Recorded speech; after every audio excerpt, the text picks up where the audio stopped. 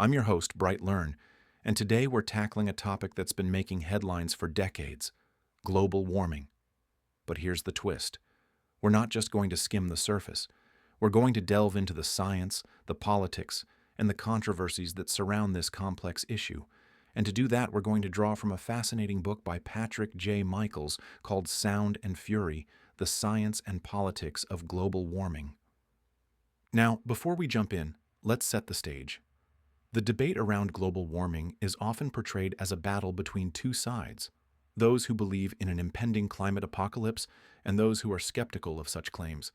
But as Michaels argues, the reality is far more nuanced. He presents a compelling case that challenges the popular narrative of catastrophic climate change, and he does so by diving into the data, the models, and the politics that shape our understanding of this issue. Let's start with the science. Michaels points out that the Earth's climate has always been in flux. From the ice ages to the medieval warm period, our planet has experienced significant temperature changes long before humans started burning fossil fuels. He argues that the current warming trend, while real, is not necessarily unprecedented or catastrophic. In fact, he suggests that much of the warming we've seen in the past century occurred before the major increase in greenhouse gases. One of the key points Michaels makes is about the role of water vapor and clouds in the climate system. He argues that these natural factors play a much larger role in regulating the Earth's temperature than carbon dioxide. For example, he cites research showing that increased cloudiness, particularly in the northern hemisphere, could be offsetting the warming effects of greenhouse gases.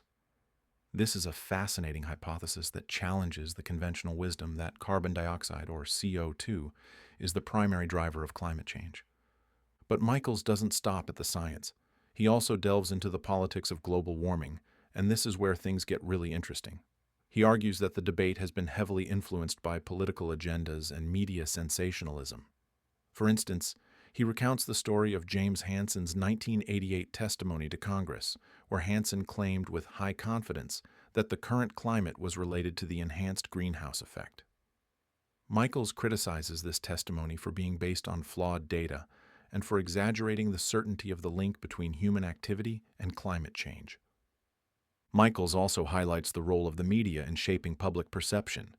He points out that the media often amplifies the most alarming predictions while downplaying or ignoring dissenting voices.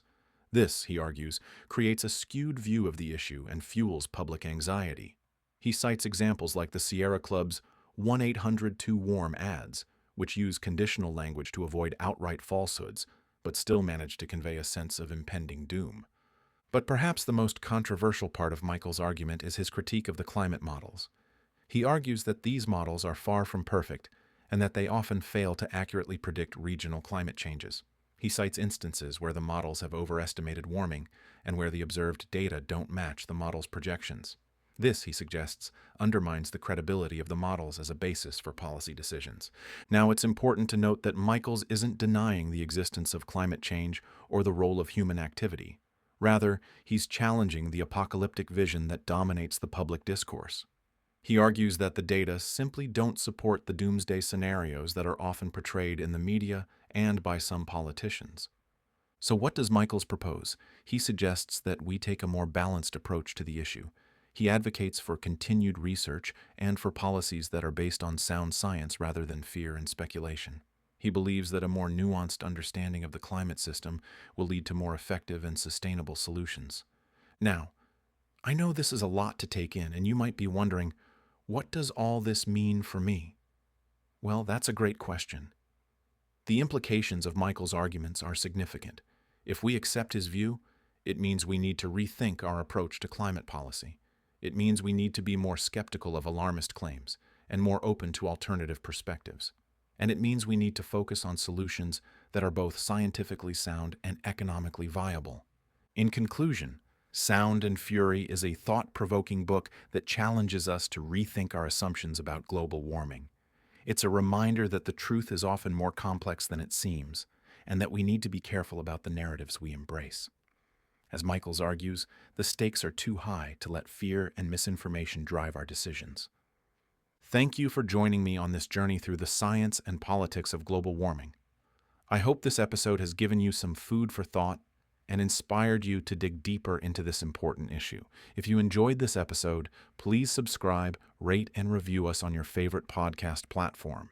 And don't forget to share it with your friends and family. Until next time, keep learning and keep questioning. This has been a BrightLearn video from BrightLearn.ai on the book Sound and Fury, The Science and Politics of Global Warming by Patrick J. Michaels. Visit BrightLearn.ai for more fascinating videos like this one, and visit naturalnews.com for full editorial coverage and breaking news on critical stories that keep you informed and aware of what's really going on.